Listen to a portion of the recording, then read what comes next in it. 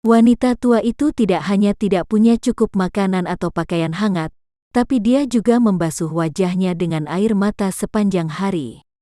Meskipun dia tidak menangis dan membutakan matanya, penglihatannya juga memburuk. Selain itu, dia tidak bisa menyalakan minyak lampu. Setiap kali matahari terbenam, dia tidak akan mengulurkan jari-jarinya.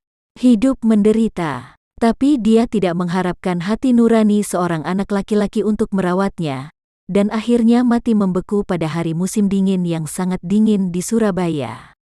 Pada hari pemakaman, tangisan ketiga anak laki-laki bisa terdengar dari 3 gang, tapi semua orang bisa melihat bahwa itu hanya adegan orang luar.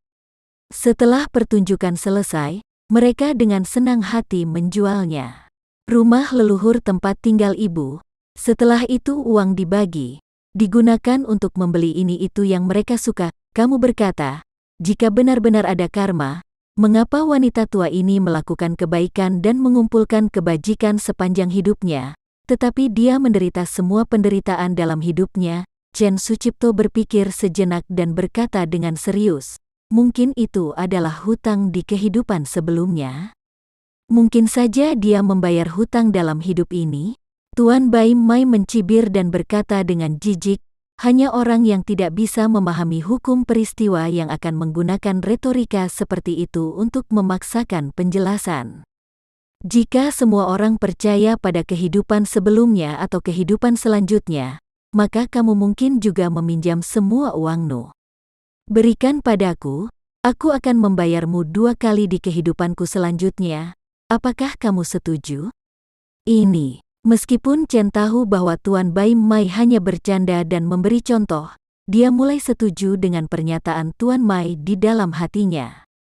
Saat ini, Tuan Bai Mai melanjutkan, demikian pula, beberapa orang penuh dengan kejahatan. Tetapi apa akibatnya?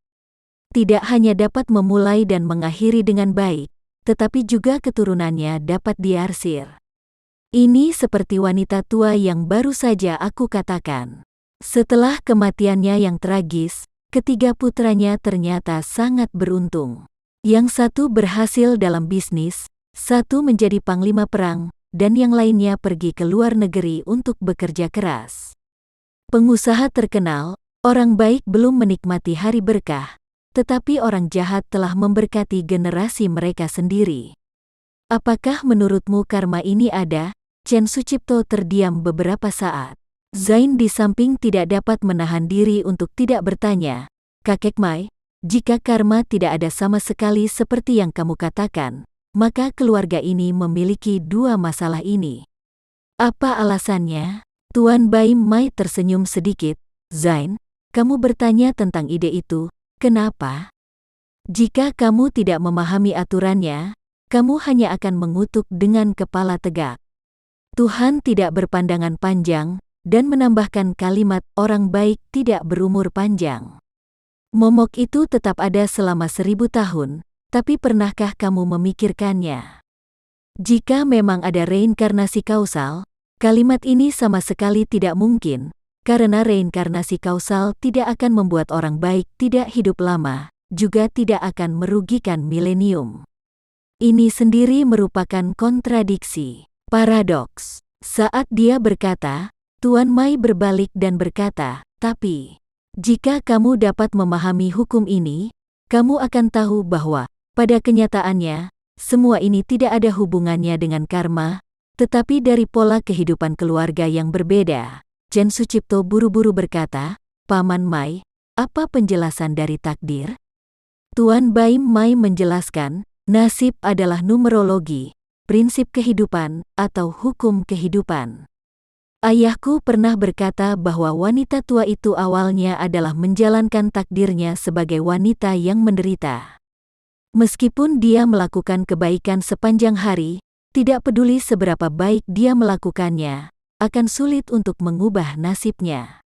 Untuk menggunakan analogi yang paling sederhana, tidak peduli berapa banyak wortel yang kamu makan, kamu tidak dapat menjadi kelinci, karena ini adalah 2 set logika yang sangat berbeda. Kamu tidak bisa merasa benar sendiri dan berpikir bahwa kelinci suka makan wortel, dan jika iamu makan lebih banyak wortel, kamu akan menjadi kelinci. Chen Sucipto dan Zain sama-sama mengangguk sambil berpikir. Dan melanjutkan, bintang tunggal tidak hanya membunuh suami, istri, tapi juga anak dan cucu. Yang terburuk adalah dia tidak hanya mengalahkan orang lain tetapi juga tidak bisa lepas dari kesepian dan akhir masa tuanya yang sepi. Ada penderitaan seumur hidup dan dosa seumur hidup. Meskipun ketiga putranya sangat tidak berbakti, dalam hal nasib, prospek karir mereka sendiri secara tidak terlihat ditekan oleh nasib wanita tua itu.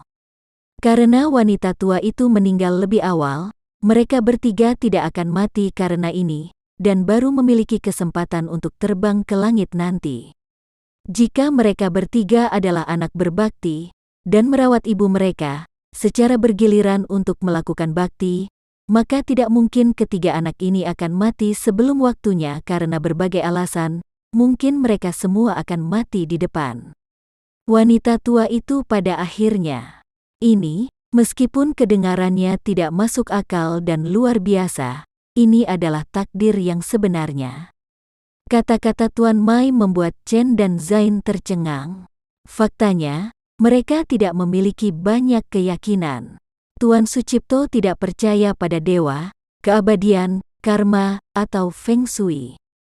Hanya ada satu yang dia yakini, dan itu adalah kekuatan. Namun, keluarga Sucipto sering mengalami berbagai masalah baru-baru ini, yang membuatnya merasa itu mungkin pembalasan. Tetapi mendengarkan analisis Tuan Bai Mai, tampaknya itu tidak ada hubungannya dengan karma. Oleh karena itu, Chen Sucipto tidak dapat menahan diri untuk bertanya, Paman Mai, aku ingin bertanya lebih spesifik, apa yang baru-baru ini dihadapi keluarga Sucipto dengan berbagai masalah? Tuan Bai Mai tidak berbicara tetapi memberi isyarat kepada cicitnya, Mike. Mike segera berjalan ke depan dan memberikan kompas kepada Tuan Bai Mai, dan menyerahkan beberapa dadu yang terbuat dari sendi tulang binatang dan beberapa koin tembaga tua berbintik-bintik kepada Bai Mai. Tuan Bai Mai berdiri dan mondar-mandir di ruang tamu. Chen dan Zain buru-buru mengikuti sisi mereka, mengawasi setiap gerakannya dengan gugup, tapi tidak berani mengganggu mereka. Zain melihat sejenak, menunjuk ke rak bogu yang digunakan untuk partisi ruang di sisi aula, dan berkata, Mike, singkirkan rak ini. Mike segera melangkah ke depan dan mengulurkan tangan serta memindahkan bingkai bogu yang terbuat dari kayu solid ke samping. Tuan Bai Mai meletakkan kompas di tanah tempat rak bogu semula berada dan kemudian mengatur ulang arah kompas sesuai dengan skala dan posisi pada kompas. Setelah itu, dia membuka mulutnya dan berkata, Chen, ceritakan tentang tanggal lahirmu. Aku Chen Sucipto berkata dengan canggung, aku tidak tahu kalau Begiru ucapkan tahun, bulan, hari, dan perkiraan waktu lahir. Chen Sucipto mencoba mengingat sejenak dan melaporkan tanggal lahirnya kepada Tuan Bai Mai. Bai Mai mencubit jari-jarinya sejenak dan berkata dengan ringan, dari sudut pandang tanggal lahir, hidupmu secara umum relatif lancar, tetapi tanggal lahir saja tidak lengkap. Lagi pula, ada begitu banyak orang di dunia, dan orang dengan tanggal lahir yang sama dengan banyak orang, ini hanya bisa menebak arah secara umum. Chen Sucipto buru-buru bertanya, Paman Mai, bagaimana aku bisa lebih detail? Dan berkata dengan serius, aku baru saja mengatakan bahwa dalam gosip Yijing, segala sesuatu di dunia mengikuti seperangkat aturan yang tidak terlihat dan tidak berwujud. Ada banyak faktor yang mempengaruhi aturan ini. 1. Sebagai tambahan, ada tulangmu sendiri, Feng Shui dari rumah baik dan rumah jahat keluarga Suciptomu, dan bahkan 8 karakter dari pasangan dan anakmu. Sekian dulu ya video kali ini, kita lanjutkan lagi videonya di lain waktu. Oh iya, bagaimana menurut kalian? Semoga bisa sedikit menghibur kalian semua. Untuk teman-teman yang baru nonton jangan lupa subscribe ya hehehe. Dan kalau teman-teman ada yang ingin gabung langganan bisa langsung gabung saja untuk dapat fitur yang menarik dan sedikit membantu Mimin. Terima kasih banyak sudah menonton, sampai jumpa lagi, bye bye bye.